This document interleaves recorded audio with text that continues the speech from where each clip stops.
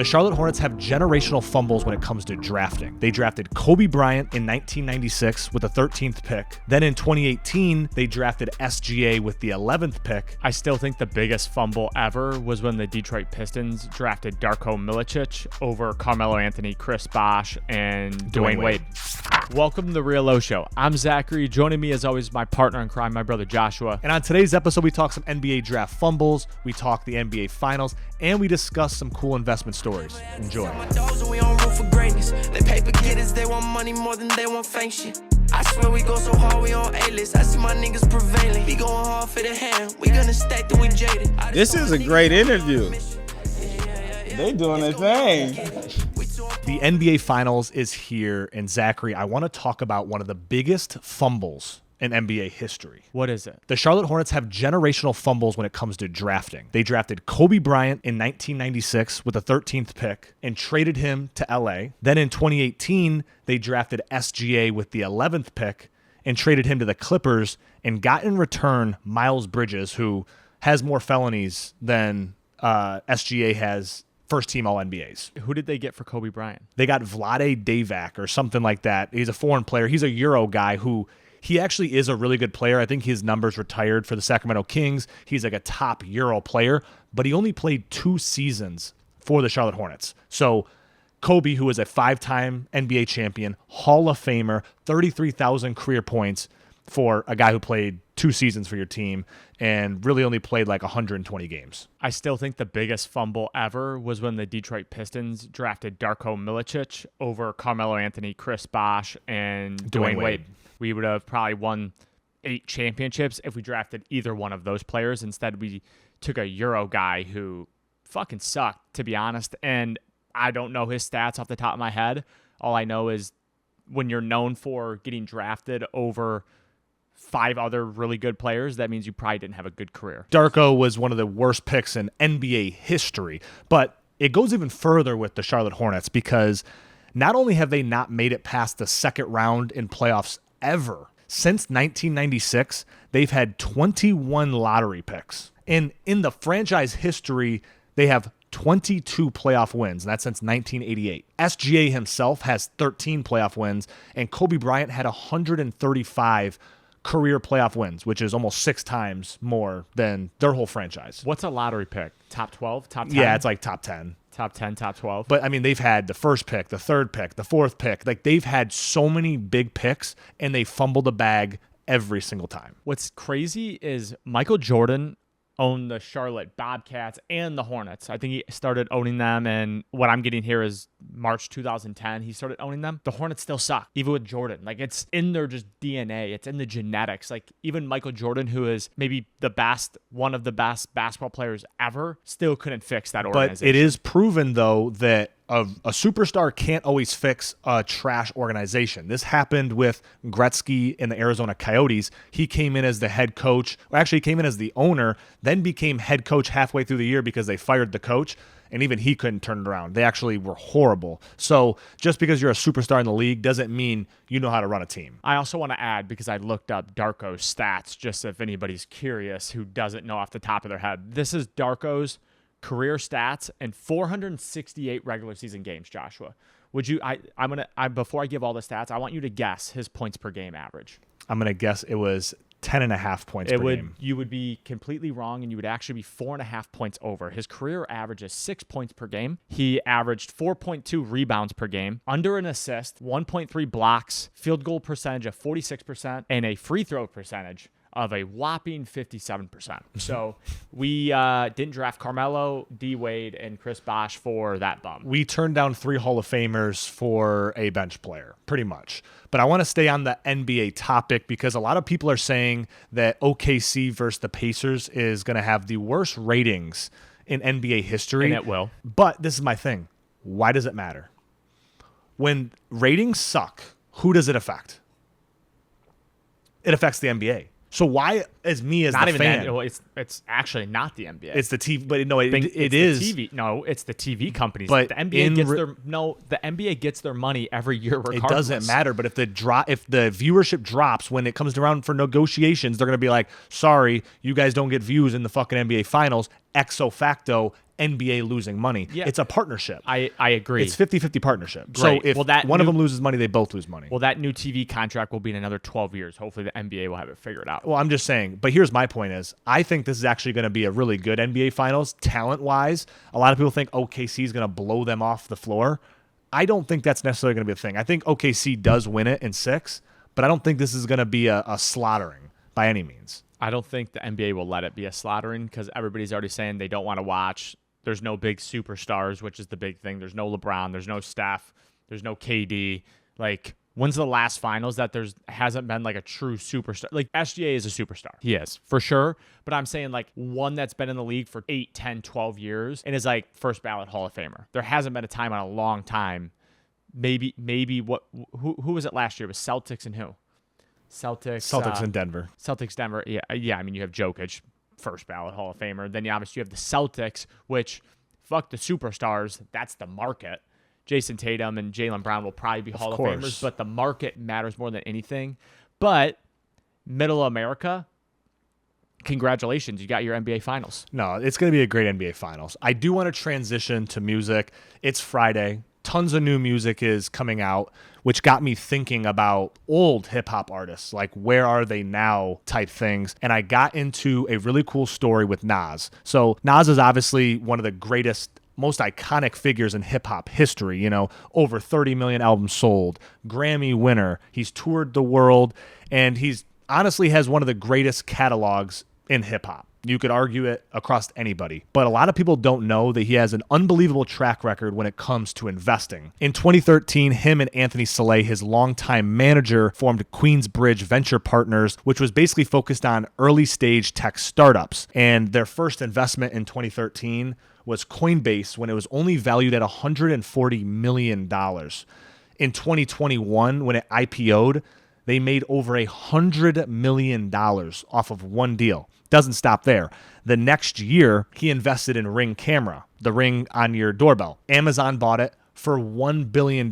He had like a $40 million exit.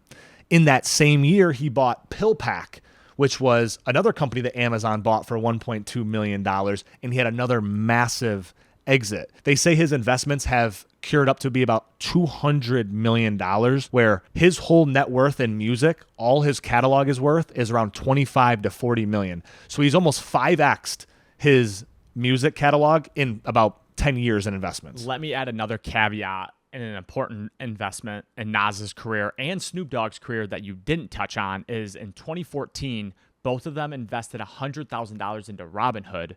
And when that went public, obviously now it's worth around $36 billion, whatever it is. It might be a little bit more now.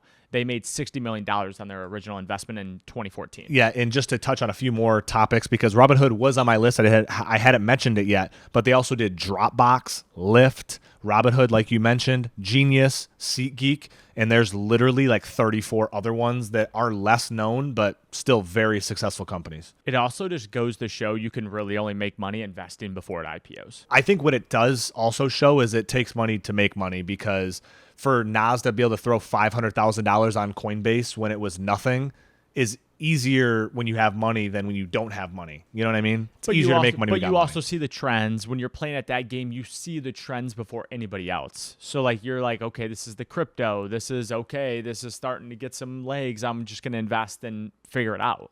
Like people knew Coinbase was a thing long before we knew Coinbase was a thing. 100%. No, I completely agree. I want to stay on the investment circle because something we talk about a lot is investment. And I think this guy has influenced us the most out of probably anybody in our lives, which is Rob Dyrdek. So I told this story on social a few weeks ago, but I thought it was very important now. Rob Dyrdek built a $1 billion empire only using 4% of his time. Now, how he did this is he is a master at streamlining his work. He journals everything. He documents everything. His whole day is basically in like 5-minute increments, like most other very wealthy, successful people. But the thing about him is he films 336 episodes of Ridiculousness in 8 weeks, which if you know anything about filming, is absolute fucking bonkers. He's shooting like 6 episodes a day for 8 weeks. And they're not like, oh, sun up to sundown. Like, he is cranking these out. We actually had a couple people comment on our video in the past and say that they went to one of these tapings and he does 5 shows back to back to back, didn't mess up one time. So Rob is an absolute machine. Does when he it comes change to his this. clothes? No, keeps the same clothes on, same fit on for the whole 5 episodes, doesn't let anyone change, and they just run them back to back So to back. the fans can't even leave. The fans can't leave. No one leaves. They just lock the door, trap you in. And this is how big he is. So he owned the production company called Super Jacket, which if you know anything about Rob Big, the Super Jacket was like multiple episodes. So it's a little deep cut for the Rob Dyrdek fans.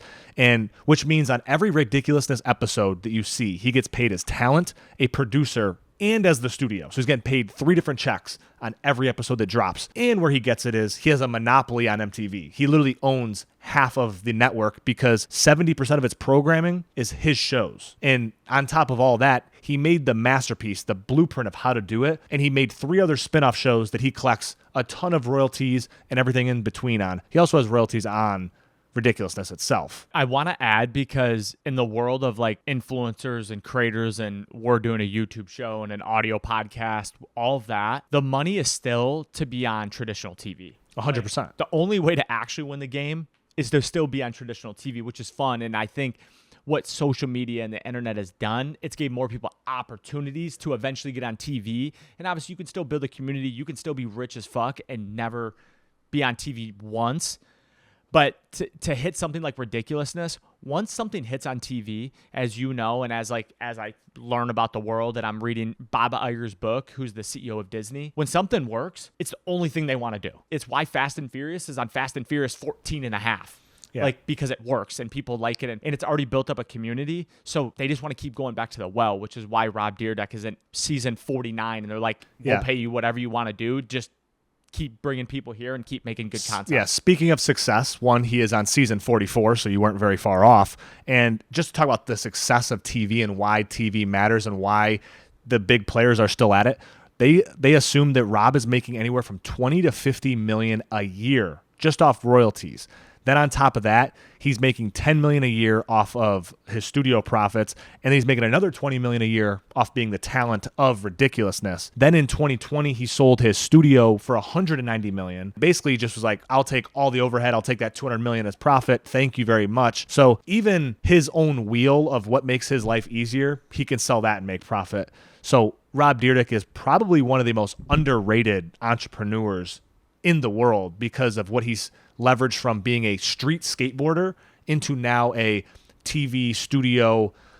Literally, he was the TikTok before TikTok, honestly. I also think that once you reach a certain level of wealth, you're just like not in the public eye anymore. Like you're out of touch. Like, bro, once you're fucking worth a couple $1 billion, like the average person isn't talking about you. No. You're just not. Like think about Jay-Z, who's probably the most like relevant in public eye billionaire. You still don't see shit about him. I feel like they're a lot more protected when they're billionaire. They feel like they don't need to do the things they used to do to be in the public eye. I think they're in the rooms and or own the companies that were pushing them in the public eye before. Because like, I don't want to be in the public eye. If Jay-Z wanted to be, he would just drop more music and that would instantly make him relevant, more public. Like even if it didn't hit. Well, that's not true because no one would listen to it. They would. 100% it would. It would sell out crazy. And you know what he would do? He would just spend $100 million pushing the album to number one. He would spend any amount of money to do it because he did it for Beyonce. It's not a real number one. But it doesn't matter. No number one is a real number one because I just read an article about Jay-Z propping up Beyonce's country numbers. He spent $20 million to radios to play her songs. He spent another $40 million to the streaming services to make it number one. And that's why her album went so far, was because he paid all the money to get it out to everyone. And then everyone's like, oh, I'm going to check out Beyonce's country album because it's everywhere. It's everywhere because Jay-Z paid for it. I was checking on ChatGPT to see how much it takes to win a Grammy, like how much, because if you don't know, one, social media and any award, and especially in the entertainment industry, it's fake. It's bought and paid for. It's how much money do you put up to get on the voting ballot, and then the 6 people who front the $20 to $50 million, then they vote on it. That's why every single year, especially in like the rap circle or R&B, like somebody wins and everybody's like, how the fuck did they win? It's because they fronted $20-50 million. Well, their label fronted $20 to $50 million to get that. That's why zero independent artists. It's why Drake never wins any Grammys. And obviously why you see like a Kendrick or a Doechii who won it this year. And everybody's like, bro, who listens to her music? So I just was trying to see if there was anything out there because it reminded me when you were talking about Jay-Z propping up Beyonce.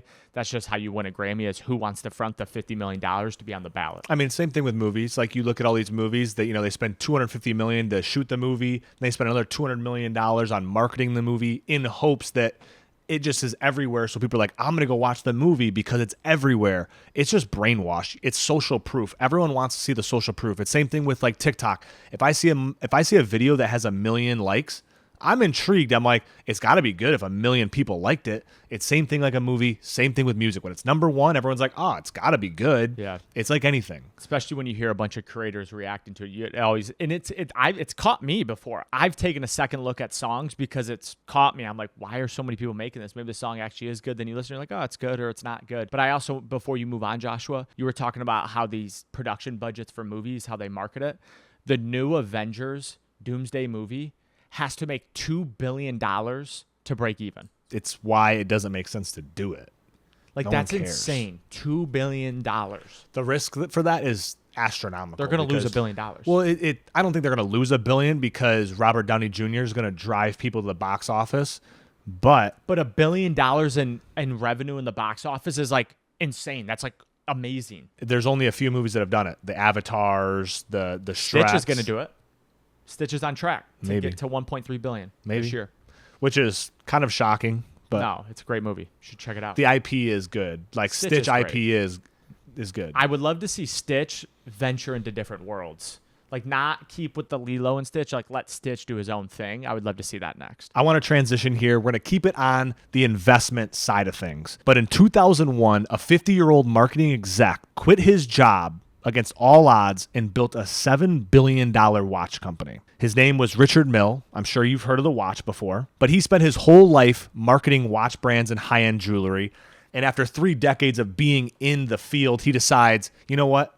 They move too slow. I'm going to do it myself. I'm going to make my own brand. He already had the connections of watchmakers. He was like, I'll do it myself. So his idea was basically to make the F1 of watches. He wanted it to be efficient, lightweight. He wanted it to be the creme de la creme of watches. 2 months after he launches the company in 2001, he comes out with his first watch ever, and it's introduced at the Basel World Watch Fair. Now, if you know anything about the watch industry, it's all about the old players. You have to have 100 years of history to even matter 1%. So he comes into this watch fair with a brand new watch, 2 months old company, and the watch cost $135,000. Everyone almost laughed him out of the building because it cost so much money.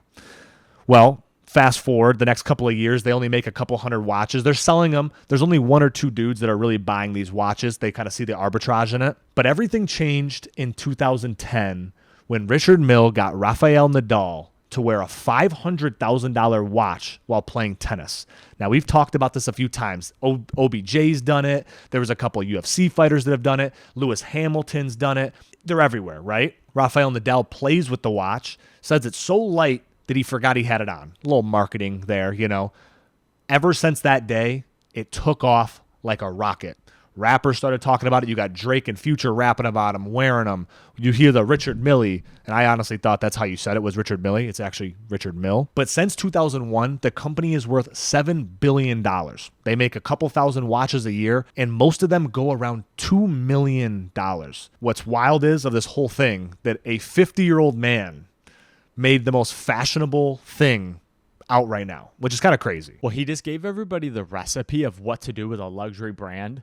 Put it on professional athletes and cool people, give it to them for free, and show it. Like, I'll never forget when Odell Beckham wore that watch. I was like, that's the coolest thing ever. I remember then, a couple days later, walking into a Richard Mille store down in Miami, asked the lady, I was like, did you guys just give Odell Beckham that watch for free, and did you pay his fine? Odell actually never got fined for the watch. That's also, I think that gets kind of twisted and everything. He never got fined for wearing the watch.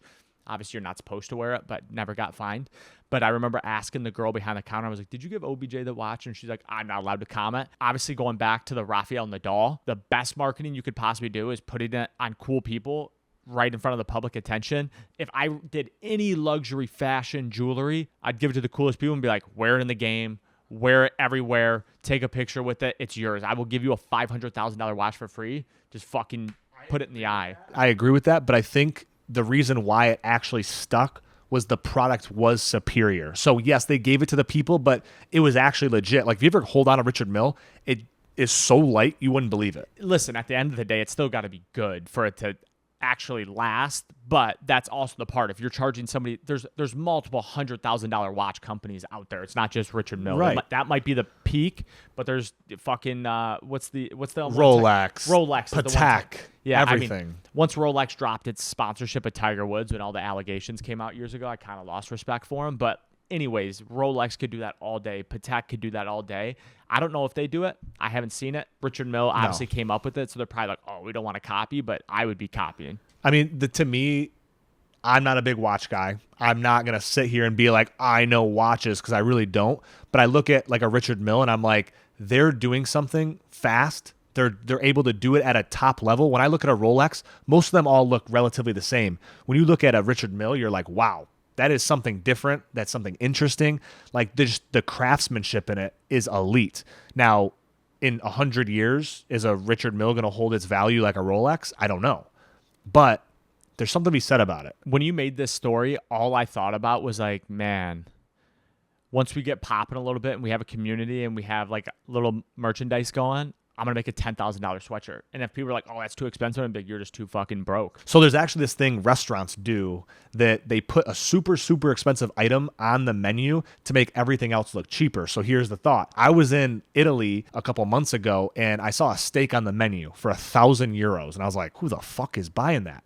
But psychologically, every other steak on the menu was drastically cheaper. So it makes you think like, oh, it's worth it to buy this $90 steak or this $100 steak because, hey, the most expensive one's $1,000. So the $10,000 hoodie might psychologically give people that thought of like, oh, this $100 hoodie is not cheap. It's pretty cheap now. They read the art of the deal. Go Is that in what it there. is? Exactly. It's exactly what fucking Trump talks about. You go in there, you say something off the wall, super extreme. They're like, what the fuck's about to go on? Then you fucking sneak in there what you actually want. And then they're like, I'm sold. I'm doing that on my next negotiations. I need $1 million. Yeah. All cash, all ones. Yeah. And they're like, what the fuck? And then when you settle at $200,000, they're going to think they won. And you're Yeah. going to Little boy, did did they know. I win. For sure. That's the art of the deal. Well, if you made it this far, make sure you like, comment, subscribe. And hey, we might be moving the podcast to Tuesday. Zachary likes Tuesday better than Friday. But either way, we appreciate you sticking on with us. Peace. I gotta fight for my bros, I gotta stack out this gold. I tell you I'm on the road, about to get all this dough. Me and no fuck niggas know, I swear to God we the ghosts. This ain't the story they told, man if you know then you know. I never had to tell my dogs that we on rough for breaks. They paper getters, they want money more than they want fake shit. I swear we go so hard, we on A-list. I see my niggas prevailing, we going hard for the hand. We gonna stack till we jaded. I just told my niggas that we on a mission. Yeah, it's gonna be hard to get it.